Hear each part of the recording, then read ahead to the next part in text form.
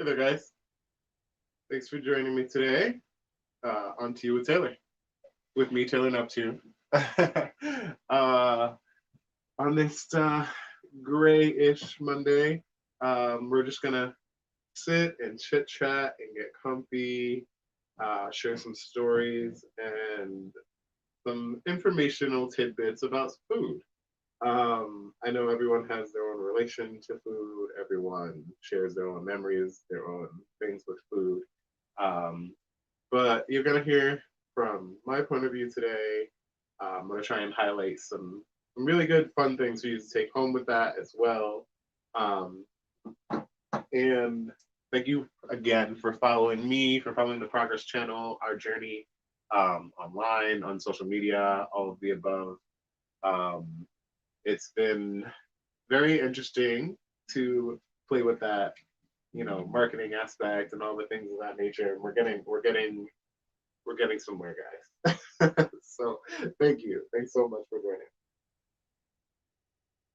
joining. This topic feels very close and near and dear to me as well in many different ways because I worked in food service for so long, for about uh, oh boy, 8, 9 years now. Been in food service, and I really enjoyed most aspects of it. I really enjoyed learning all of the different aspects of it and being a part of it, seeing it firsthand. It's been really interesting. It's taught me a lot of things that I've carried on to other parts of my life, like communicating with people, awareness, social awareness. Different things that being in the food service industry has taught me that I will probably take with me forever. So I'm really grateful for being a part of that. And food, obviously, I like to eat. So it's like a lot of us. I like to eat. I can't help it. I am a biracial male who families grow up in the South, mostly Black people in the South. They love to cook. They love to eat. Um, it's a big social thing for us. It's part of the culture. And like most cultures, we have our recipes, we have our things we love to eat. So those are the two reasons why I felt that that food was going to be the first one, and you can have fun with it. Um, I also wanted to explain a little more about our the Eat Pray Love chapters that I'm doing for you guys here in Tea with Taylor. And it was something that just came to me. I don't, and believe it or not, I have not seen the movie actually. It's one of those movies that I've just heard enough about to know what it is.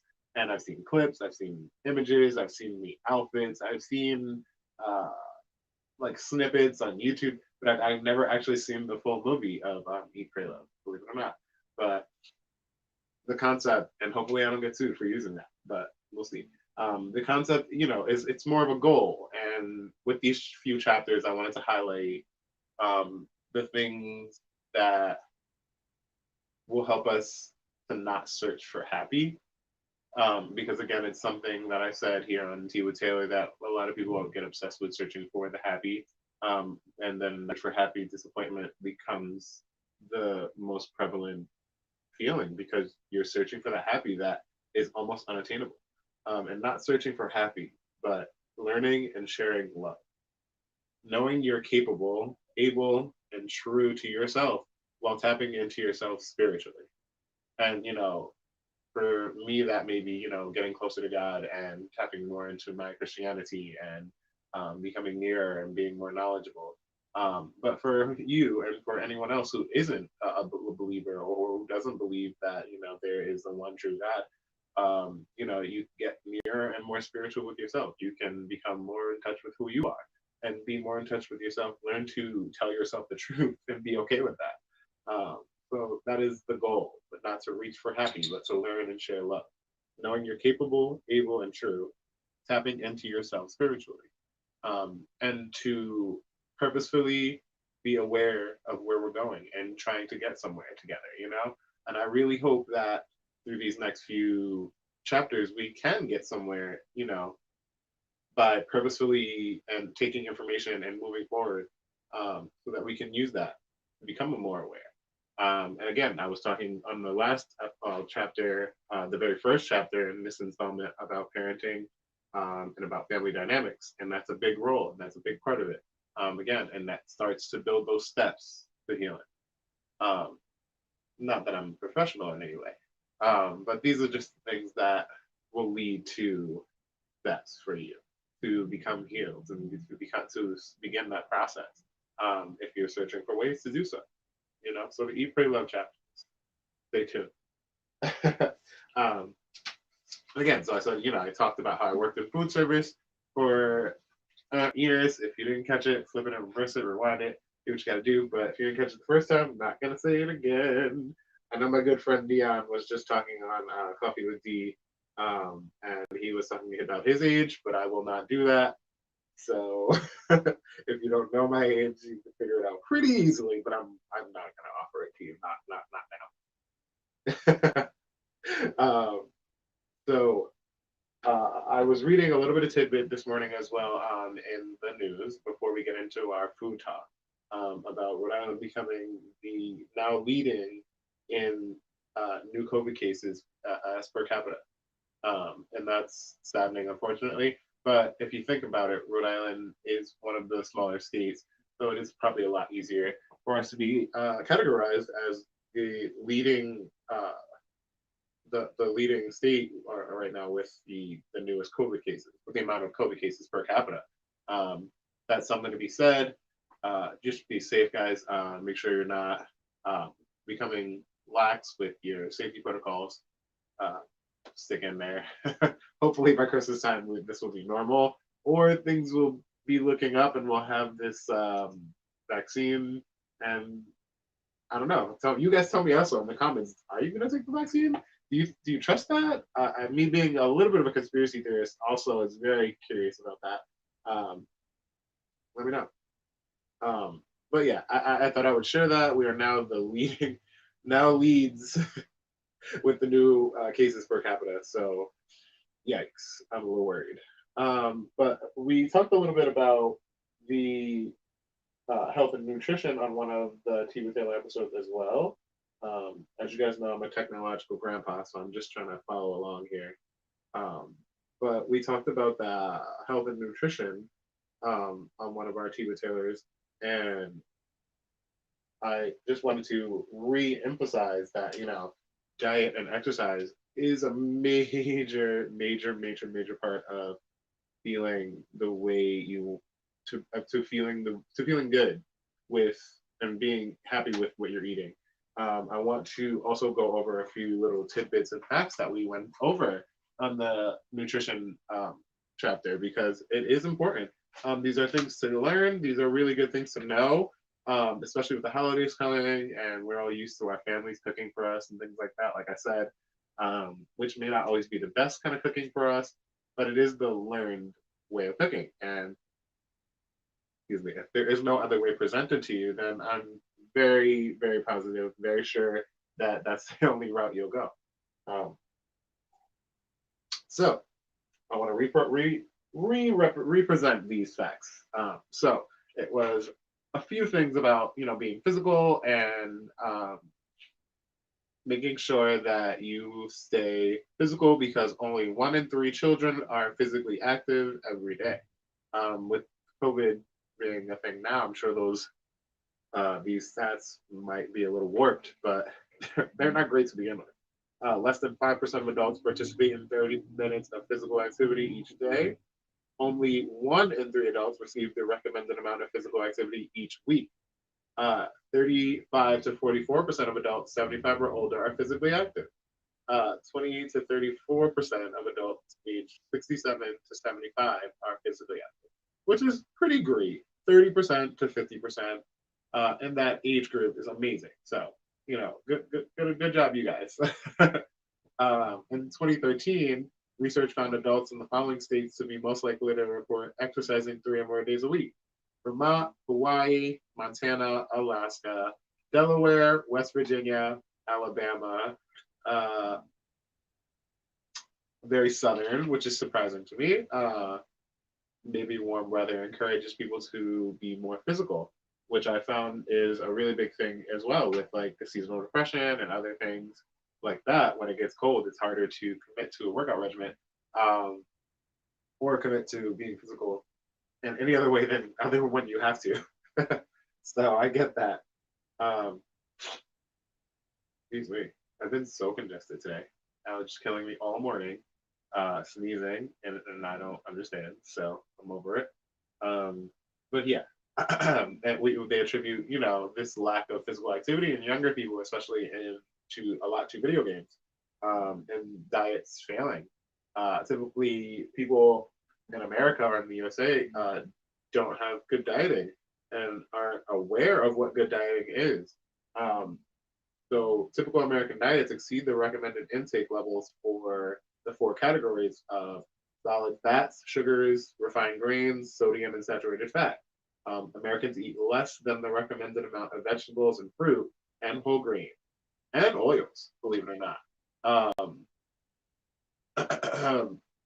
About 90% of Americans eat more sodium than is recommended for a healthy diet as well. And that's a really, really, really big one. Salt, it's too much salt in your diet is awful for you because there is sodium, there's salt, and there's high salt in a lot of things that we eat without realizing it. To maintain and preserve those food items, a lot of food companies do that, and it is due diligence to realize sodium levels and things like that. But you can also taste it. So it's really it's really something that takes a little bit of due diligence again, to notice your sugar levels and your sodium levels, which is something for me that has been really working really well for the past 6 years, is just being aware of sugars in your food, believe it or not. I've been actively cutting out lots of sugar and any other excess sugar that I don't need for about 6 years now. And I've noticed the difference in my body. It makes me feel better. When I do have too much sugar, and I feel ill, and I just know I do not like it. It started with coffee because I have coffee every day and sometimes a little too much coffee. Cutting it out of my coffee.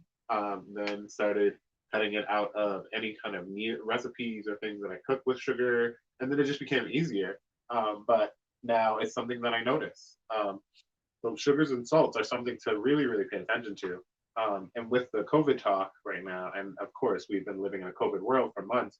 I did also watch a little video tidbit on YouTube. I forget where it was, and I wish I had the links for you guys, that talked about the correlation between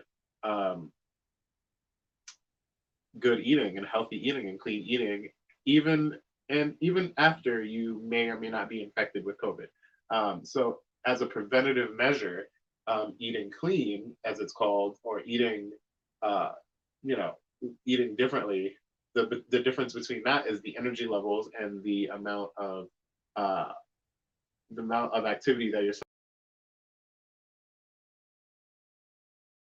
cells have to do to keep you healthy. Who has COVID or someone who doesn't. Again, um, it is a preventative measure, so you prevent yourself from catching it. But if you do have it when you eat healthy, it is shown, it has been proven through these trials recently that eating healthier or cleaner, which means less fat, less salt, less oil, and what was the other thing?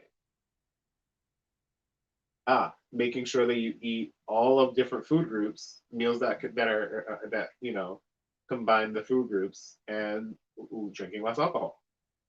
That will equate to a quicker recovery time. That will equate to feeling better quicker, as opposed to someone who's using it as a preventative measure, eating healthy and eating less fats and less oils, low salt, low sugar, and less alcohol. If you're doing it as a preventative measure, that could also mean feeling better in your white blood cells and your body activity cell. Yes, your cells in your body are working more to prevent that from infecting you, to prevent that infection. So that's also great. But yeah, see, these things play a major role in our physical health as well. Not just making sure that you have uh, making sure that you have these things in your diet, but also noticing the changes. Excuse me, guys. 1 second. Oh, hi. I didn't realize that someone was saying hello. See, that's why I like following the comments. Um, there we go. And okay, and so yeah, we have a few more little stats that I wanted to share with you from the nutrition. Um, Food available for consumption increased in all major categories as well. Average daily calories per person in the marketplace increased approximately 600 calories per person. Um,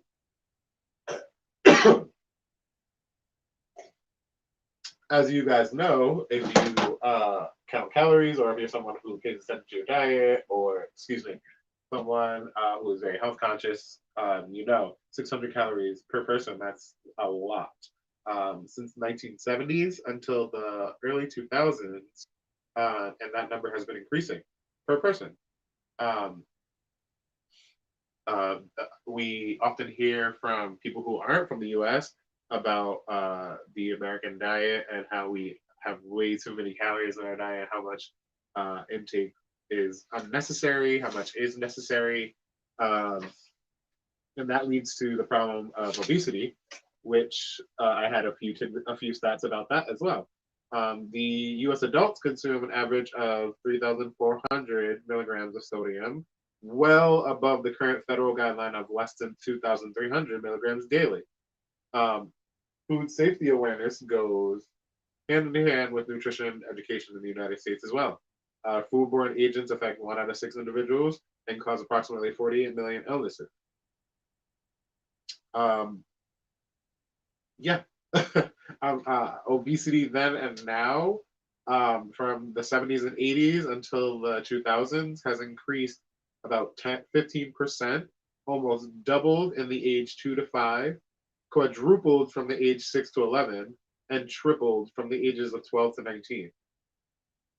So, yikes. Again, unnecessary calories intake, those are all not great. But it's really good to indulge yourself again in really healthy meals and preparing foods that are healthy, that, you know, making sure you're conscious of your diet and things of that nature. It's really, really beneficial. Don't let the calorie thing or the intake thing prevent you from eating and realizing that food is actually can be fun. Food is your friend. As they would say on like a children's show, of course, food is your friend. Um, and don't be afraid to have something new, because again, that's just the only way you're going to find out what's good for you, what works for you, um, which varies within everyone's different body type, of course. Um, Never, ever, ever, ever, ever stress eat. Um, do not stress eat. When you make the decision to stress eat, you're only doing yourself worse off than you could ever do. Um, there have been multiple studies proving and showing that stressing does not do any good. In fact, it ruins your diet and it makes things a lot harder for you, and it makes it worse. And I don't know if you've ever heard the saying of "you are what you eat," but that's what they mean. If you're binge eating, or if you're eating out of stress, or if you're not eating for one period of time and then over engorging any other time, you know, that is a serious disorder, and that is not that makes food the enemy at that point. And that's I love to eat. I call myself a foodie, so I would never do that. But yeah, you know, it's just it's not good for your mental state, and it causes your body to get out of whack in many many different ways, and it's hard to get back on track after, you know, abusing yourself in such a way. So never stress eat. One really good diet that I've known that a lot of people have had success with is the vegan diet. I don't know the most about that to educate you all on the vegan diet, but I know I've heard a lot of success stories with it. It is very ego conscious vegan diet. I have a lot of friends who have switched or have been or are still practicing veganism, and if you guys do know something about that, feel free to comment about it in the comments. Let me know. veganism has evolved in such a way that it is so much more accessible now. There are so many different options, and there are so many avenues to getting there. It is a process, but veganism is a really good way to, you know, to monitor health problems that may have even plagued you from hereditary reasons, like low blood pressure and things of that nature that people suffer with, that don't allow them to eat certain foods. Veganism can help with that. It can help with fat intake. It can help with a lot of different aspects of eating that people suffer with. So if it's something that you suffer with, maybe it's worth looking into. I am not vegan. I am not vegan. I will say that. I have tried and it wasn't working for me, so I stopped. But who knows? We're still young. So it's still a possibility. But check it out and put a lot of thought into your diet. See what works for you, because again, there are different things for different people. Clean eating, less food, less oil, less fat, less salt, all the different food groups, and less alcohol. Again, that's probably the best solution or best guideline I would say for any diet, really. Um, Controlling cravings is a really big one for me. Um, and living in Providence with all these delicious restaurants and everywhere, and all the different things that I could possibly want, it's really hard sometimes to control cravings. Um, but cravings is a really big part of the salt intake as well. Because once you start to have salt and sugar, high intakes of that, then your body starts to crave those things. And that's not always good. Sometimes you actually do need those healthy levels to be reestablished. That's, again, something that people might suffer with hereditary, like low blood pressure and things of that nature. But if we really, really want to get into it, um, you definitely should look out for those things in everything. Cravings are often not often crave we often crave the things that we shouldn't have. Let's just say that when it comes to dieting. And habitual eating, just eating just because. Just, oh, I usually eat around this time, or I usually just, I'm going to eat this because I'm bored. That is like the major reason, like a lot of people gain weight. And the quarantine 15 is a real thing, y'all. Being quarantined and sitting around, less activity for a lot of people, working from home, which is probably a lot of the activity that most of us normally get on the daily basis, has been cut out because of working from home. So yeah, the quarantine 15, it's a real thing. Be sensitive. You see your friend gain 15 pounds or so, and you notice their face gets a little chubby or something like that. Be sensitive. It's the quarantine 15, y'all. It's real. That's the real tea for today. Excuse me. But we so it becomes making better decisions, and never stress eating again, and habitual eating, just eating for no reason. Um, Food as therapy and medicine can kind of be a way to look at it, or if you're struggling with the way you look at food, and again, it does become having a different aspect or a different perspective on food to become more uh, willing and open with your diet, and to learn more about your diet and about yourself. I didn't even realize I was lactose intolerant until I was like 15, 16, and I had bowl of cereal every day before school. And I was like always like, why does this hurt? What is this pain every day that I have around fourth period or so, whatever you want to call it. And it took me so long, and I just had to actually just pay attention to what I was eating and what I was doing, and becoming aware, like I'm talking about to you guys today, with what I was eating. And once I figured it out, I could never go back to actually having dairy on purpose, except for ice cream sometimes. What? Who said that? But yeah, it's not great. It's not a great feeling. So using food as therapy or using it as a medicinal, making sure that you have the different food groups again, making sure that you put in that little bit of effort to throw some vegetables in your meal and to add a little bit of flavor or try something new, will definitely help you get a different perspective on your food and the way you eat, even on little meals that you don't think that will be something or will be impressive, or just you need to have this, or like you need more broccoli, you need more greens in your diet. Spice it up, and try to look at it as uh, this is something that will benefit me later on in this way and in this way, because then it becomes more of a fun activity. Then you can become creative with it. Um, for me, one of the things that I like to do is like shred my veggies or mix them together in weird ways that people haven't before. A really, really good solvent for like when you're cooking as well is like there's some vinegar in there, a little lemon juice. Oh, perfect. Um, I told you I like to eat, so I just be in there exploring, getting creative. Anyone who has eaten in my house who knows that, so it's not a surprise. Um, um, finding the happy in food again and fulfillment as opposed to not feeling full.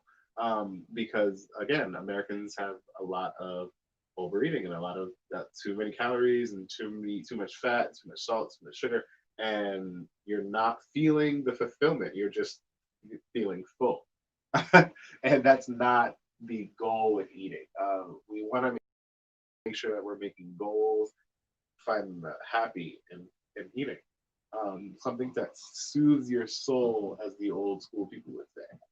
Um, and that's why we have all become so addicted to that cooking, that family cooking, the home cooking. Um, I remember a time when people would ask, "Have you had a home cooked meal anytime soon?" And so, that's the reason why we hold those things so near and dear, why we have created those habits. And we just take that and make it healthier. And your body will thank you. You'll become way more beneficial for it. And then you begin to experience food in a different way, um, becoming more fulfilled from the things that you have as opposed to being full. uh, yeah, I'm reaching for that soothe your soul grandma level of cooking, y'all. So when I get there, yeah, somebody will let me know because I'm trying. I'm trying to get there. Um, we're looking into how the food makes you feel again because it was something for me that I didn't even realize. Again, being lactose intolerant until I was 16. So realizing how food feels for you is a big one, and uh, that's just something you can't teach how to understand. But eating with a purpose, maybe it's an exercise to try that will be beneficial later on to helping you know how that makes you feel. Um, Again, every Sunday after, when life was normal, after going out and drinking during the weekend, I would have a bowl of bog noodles with borhe, and the vegetables and the broth and the heat and everything from there would just be almost medicinal. It would just like feel like you're coming back to life, and it would be so great. It would just feel so good and rejuvenating, and that's because the different food groups, like your grandparents used to always say that the hot broth, with a little cough medicine, would always bring you right back to life.